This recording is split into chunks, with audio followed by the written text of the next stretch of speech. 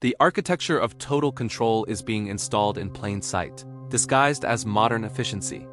From skin-deep payment sensors to AI that predicts your every move, the technical blueprints for an apocalyptic level of surveillance are now live. We are tracing the chilling transition from a free world to a permanent digital trap. They said it would make life easier.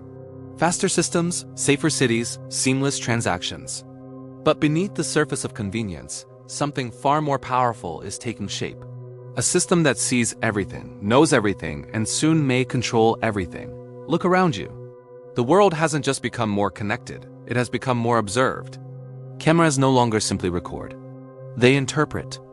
Artificial intelligence now identifies faces within seconds, even in crowds, even in motion. But it doesn't stop there.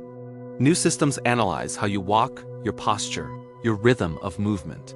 Even if your face is hidden, your movement alone can identify you. Now imagine this combined with emotional AI, technology that reads micro-expressions, detecting fear, stress, hesitation, even intent. Not what you've done, but what you're about to do. This is predictive surveillance, and it is quietly becoming the backbone of modern cities.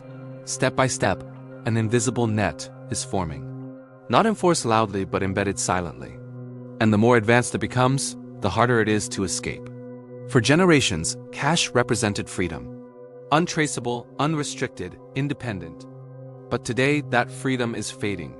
Digital payments are replacing physical money. At first, it feels like progress. Faster checkouts, no need for wallets, no risk of loss. But every digital transaction leaves a footprint. Every purchase becomes data, and data can be monitored. Now connect this to identity. Digital IDs are becoming essential in many systems. To access services, to verify existence, to participate in the economy, and now your body is becoming the key. Palm scans, facial recognition payments, subdermal chips that allow transactions with a single gesture. No card, no phone, just you. Convenience becomes integration. Integration becomes dependence. And dependence creates a system where access can be controlled. Because when money becomes digital, it can also be restricted, paused, or completely removed. A world where access to basic life depends on your connection to the system. Long before modern technology, there was a warning. A system where no one could buy or sell without a mark.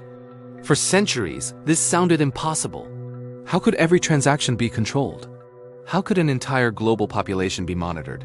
But today, the pieces are aligning. Global databases, biometric identification, digital currencies, real-time tracking systems. Everything required already exists. But the most powerful part of this system is not the technology itself. It is acceptance. Because it does not arrive as control. It arrives as convenience. It solves problems, speeds up life, makes things easier, and slowly people adapt. They trust it. They rely on it. Until one day, they cannot function without it. And by then, the system is no longer optional. Now we approach the final boundary. The human mind. Technology is no longer just around us. It is moving toward us. Brain-computer interfaces are already being developed. Devices capable of reading neural signals, translating thoughts into actions, helping the disabled regain control. It is powerful. It is revolutionary, but it is also a turning point.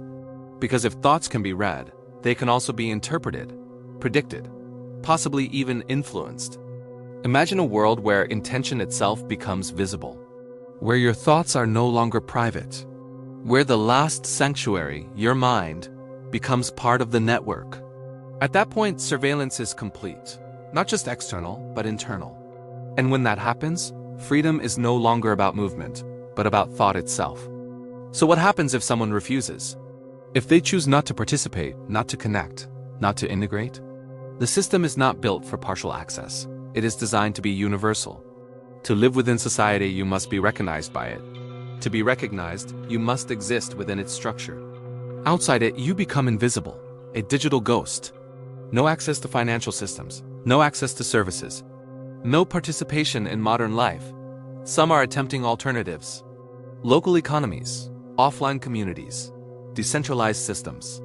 But these paths are difficult, because the world is moving toward full synchronization.